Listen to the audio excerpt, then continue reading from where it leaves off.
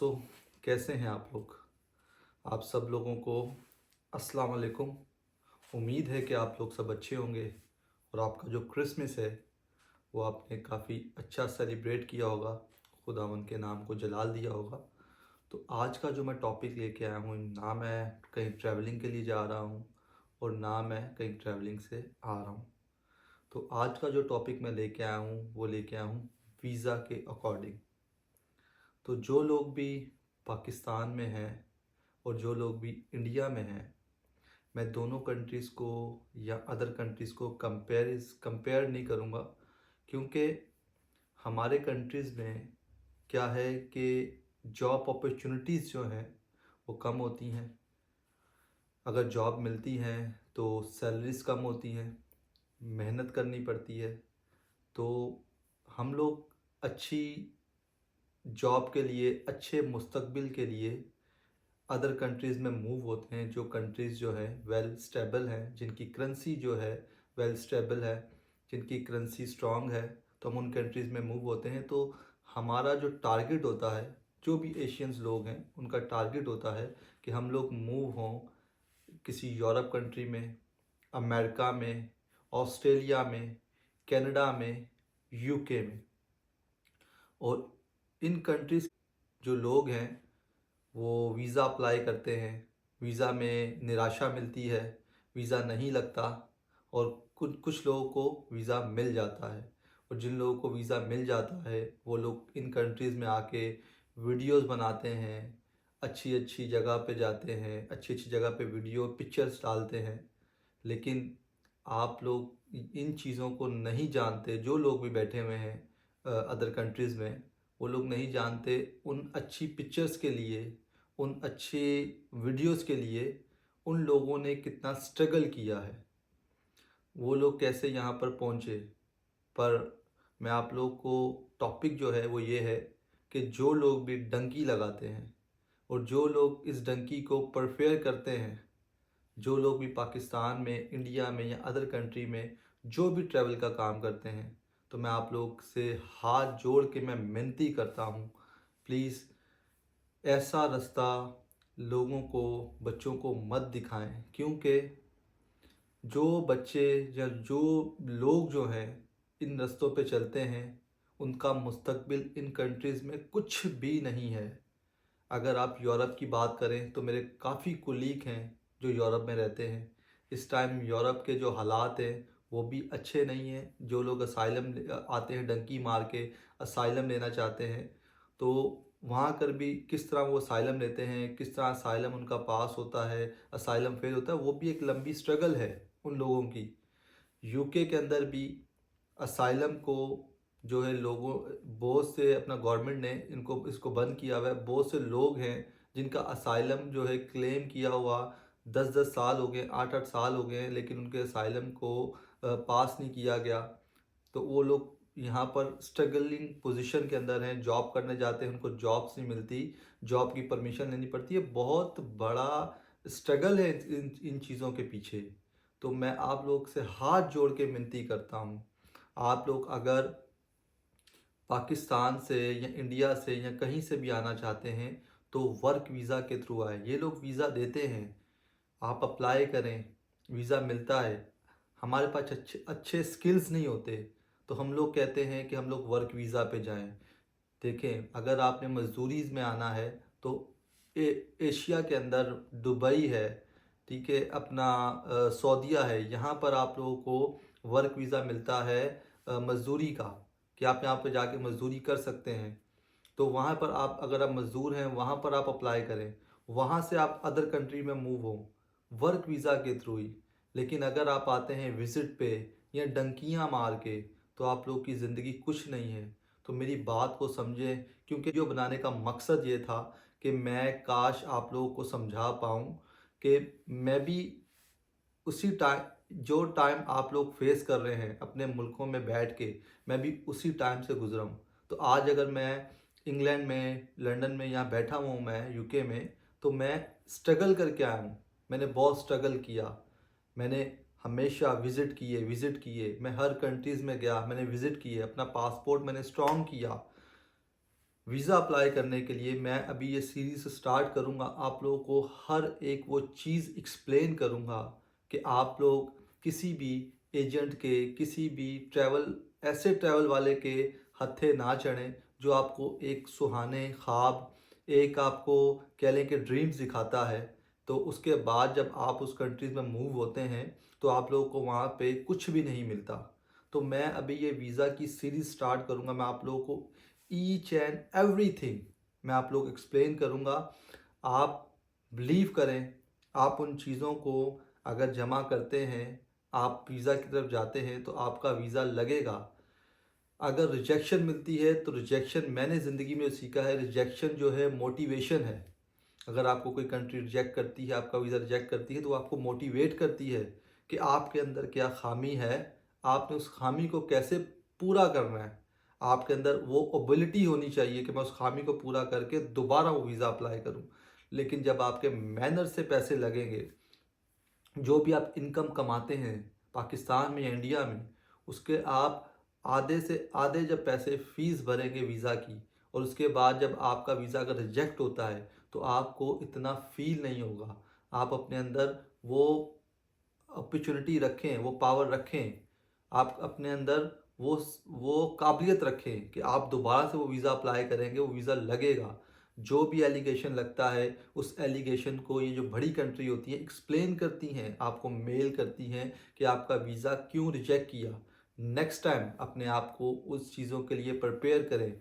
वो चीज़ें जो जो जिस वजह से आपकी रिजेक्शन हुई है, उन चीज़ों को क्लियर करके आप नेक्स्ट टाइम वो वीज़ा अप्लाई करें, आपको वीज़ा मिलेगा। अगर नेक्स्ट टाइम नहीं मिलता, आपको थर्ड टाइम अप्लाई करें, बट इस तरह का रास्ता चूज़ नहीं करें कि जो रास्ते पे आपकी फैमिली को भी परेशानियां फेस करनी पड़ें, आप लोगों की परेशानियां फेस करनी पड़ें। हम लोगों में एशियन के अंदर सब्र नहीं है, हम लोग सब्र नहीं करते। हम लोग कहते हैं कि हमारी एज हो रही है, हम लोग बूढ़े हो रहे हैं, हमारी एज ज़्यादा हो गई, हम लोग आप सोचें, जब आप ये फ़ैसला लेते हैं तो जो आपके पेरेंट्स हैं, जो आपके अज़ीज़ हैं, उनको क्या चीज़ें फ़ेस करनी पड़ती हैं। और अगर आप उन कंट्रीज़ में इतनी मुश्किलें उठाकर आ भी जाते हैं, तो बट आप उन कंट्रीज़ के अंदर आपको सेटल होने के लिए 15 से 20 साल लग जाते हैं। तो आपके पास ज़िंदगी क्या बची? आपके पास क्या लाइफ बची कि आप उस पासपोर्ट को, उस लाइफ को एंजॉय कर पाएँ? आप बूढ़े हो जाते हैं। तो अगर आप अच्छा वीज़ा लेके अच्छे टाइम पे अगर आप आते हैं तो आपकी लाइफ सेटल है। अगर आपकी एज ज़्यादा होगी, आप उस टाइम पर भी आते हैं तो आपकी लाइफ सेटल है। आपके बच्चे जो हैं वो अच्छी ज़िंदगी जिएंगे, आपको पासपोर्ट मिल जाता है। लेकिन मैं आप लोगों को ये कहना चाहता हूँ कि इन कंट्रीज़ में आके आप पासपोर्ट भी ले लेते हैं, अच्छे वीज़ा पे भी लेते हैं, लेकिन हमारी कंट्री से ज़्यादा यहाँ पर स्ट्रगल है। परदेश काटना बहुत मुश्किल है। पंजाबी में कहावत है, परदेस कट्टना ਜਿਹੜਾ ਵਾ ਨਾ ਲੋਹੇ ਦੇ ਚਣੇ ਚਬਾਉਣ ਦੇ ਮੁਆਫਿਕ ਹੈ ਕਿ ਲੋਹੇ ਦੇ ਚਣੇ ਚਬਾਣੇ ਪੈਂਦੇ ਨੇ ਪਰਦੇਸ ਕੱਟਣ ਵਾਸਤੇ। ਤੇ ਮੇਰੇ ਵੀਰੋ, ਮੇਰੇ ਭਰਾਵੋ, खुदा ਦਾ ਵਾਸਤਾ ਜੇ ਇਹ ਕੰਮ ना करो। मैं ਤੁਹਾਨੂੰ एक्सप्लेन करांगा, मैं एक्सप्लेन करूंगा आप लोगों को किस तरह आप लोगों ने वीज़ा लेना है। और आप लोग वीज़ा लेंगे, सिर्फ एक पेपर होता है जो आपकी एप्लीकेशन होती है, कोई ढंग से फिल नहीं करनी पड़ती। कि ये जो लोग वीडियो बनाते हैं, आप जो है उस एप्लीकेशन में पॉइंट होते हैं, वो पॉइंट आप ना कर पाएँ तो आपका वीज़ा रिजेक्ट होता है। कौन से पॉइंट होते हैं, मुझे भी एक्सप्लेन करें ये ट्रैवल वाले कि कौन से पॉइंट है जिसको आप फिल नहीं करें। एक एप्लीकेशन है, उसमें आपको जस्ट अपनी इन्फॉर्मेशन देनी है। कोई आपके माँ बाप की या फिर कोई आपको अपने कोलीग्स वगैरह की थोड़ी इन्फॉर्मेशन देनी है, या आपको अपने पड़ोसी की इन्फॉर्मेशन देनी है, आपको उसमें अपनी इन्फॉर्मेशन देनी है। तो कौन से पॉइंट है जिसमें आपका वीज़ा नहीं लगता, जस्ट आप उसमें फिल, ये सब लोग उसी तरह एप्लीकेशन फिल करते हैं, आपकी डिटेल लेके उस एप्लीकेशन को फिल करते हैं। अगर वीज़ा लग गया तो वो लोग एक वीडियो बना के उस पे डाल देंगे। लेकिन जो वीज़े नहीं लगे, रिजेक्शन हुई, उनकी वीडियोस आपने कभी देखी हैं? आपको वीडियोस मिली हों कि रिजेक्शन 10 वीज़े अगर अप्लाई होते हैं तो उसमें से 7 वीज़े 8 वीज़े रिजेक्ट भी होते हैं। तो अगर 2 वीज़े लग गए तो उसमें उसमें ये बहुत सी वीडियो डाल देते हैं, तो आप लोगों को लगता है कि पता नहीं कितने वीज़े लग लग गए।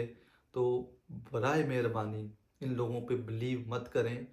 मैं सब लोगों की बात नहीं कर रहा, बहुत से लोग अच्छे भी हैं जो आपसे मैनर से पैसे लेते हैं, जो आपकी एप्लीकेशन फिल करते हैं क्योंकि वो उनकी मेहनत होती है, वो टाइम देते हैं, क्योंकि उनकी जॉब है, वो टाइम दे रहे हैं, तो मैनर पैसे लेते हैं, मैनर से पैसे लेते हैं। मैं आप लोगों को अगर देखें फाइल, अगर आप पढ़े लिखे हैं, मैट्रिक की हुई है आपने, ठीक है, आप वो फाइल खुद फिल कर सकते हैं, आपकी अपनी इंफॉर्मेशन है।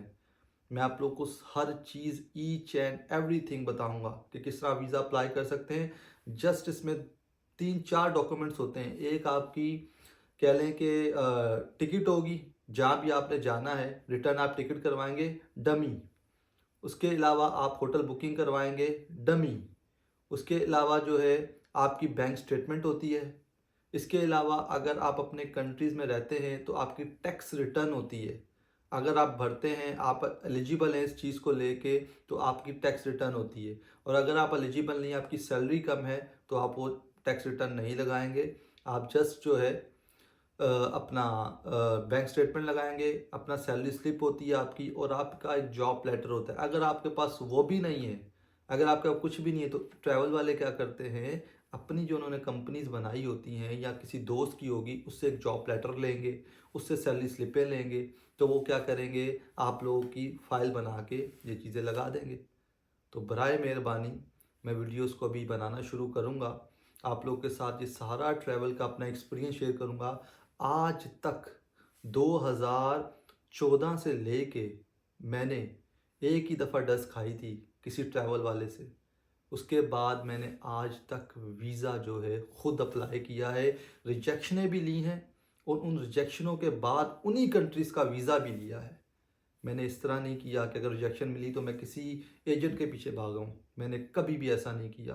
तो आप लोगों से भी हाथ जोड़ के विनती है, प्लीज़ डंकियों की जान छोड़ दें, डंकियाँ मत लगाएं, ट्रैवल वालों के पीछे मत भागें। इन इन कंट्रीज़ ने अपनी वेबसाइट के ऊपर हर वो चीज़ मेंशन की होती है, जो चीज़ आपकी रिक्वायरमेंट है, जो उनकी रिक्वायरमेंट है, वो आप पूरी करें। वीज़ा देना ना देना वो उन पे डिपेंड करता है, क्यों आप अपनी कंट्रीज़ में कोई इतनी पब्लिक बुला लेगा और फिर उसके बाद उनको परेशानियां फेस करनी पड़ती हैं। तो इस वजह से आप वो उनकी रिक्वायरमेंट पूरी करें। वो रिक्वायरमेंट पूरी करेंगे, आपको वीज़ा मिलेगा। अगर आपको वीज़ा नहीं मिलता तो मैनर सा नुकसान होगा, कोई इतना बड़ा नुकसान नहीं है, सिर्फ वीज़ा फ़ीस का नुकसान होता है। तो मैं आप लोगों से इल्तिजा करता हूँ, प्लीज़ ऐसा काम मत करें जिससे आप लोगों की फैमिलीज़ को इतनी मुश्किलें फेस करनी पड़ें। लोग बहुत बुरे हैं, लोग बहुत बुरे हैं। आप यकीन माने, ये जो डंकियाँ लगवाते हैं, उसके बाद मैंने वो चीज़ें देखी हैं, लोगों से सुनी हैं, उन लोगों में बैठा हूँ।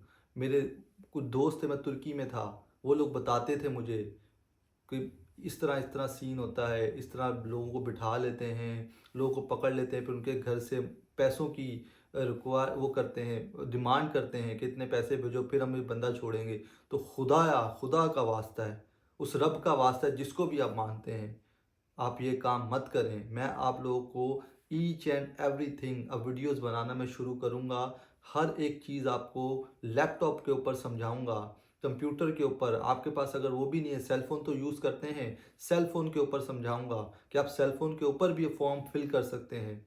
तो बराए मेहरबानी किसी भी एजेंट के पास मत जाएँ।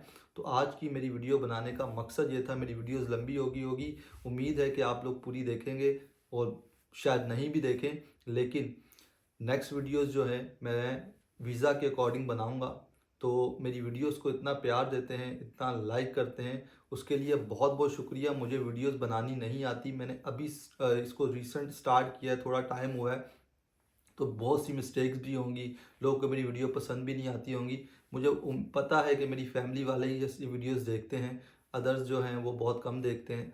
तो आहिस्ता आहिस्ता जो है वो मेरे अंदर भी इन चीज़ों को लेके इम्प्रूवमेंट आएगी, क्योंकि अभी मुझे बनानी नहीं आती, तो ज़रूर बनाऊंगा। और उम्मीद है आप लोग सब मुझे प्यार देते रहेंगे, और इसी तरह मैं आगे बढ़ता रहूँगा। और आप लोगों के लिए, सिर्फ आप लोगों के लिए, क्योंकि मैंने स्ट्रगल करके आया हूँ और मैंने लोगों की हेल्प भी की है वीज़ा को लेके, पेपरों को लेके। तो मैं आप लोगों की भी हेल्प करूँगा, आप लोगों के लिए वीडियोस बनाऊँगा। तो मेरे साथ बने रहें। तो मिलते हैं अपनी नेक्स्ट वीडियो में, नेक्स्ट ब्लॉग में। खुदा हाफिज़।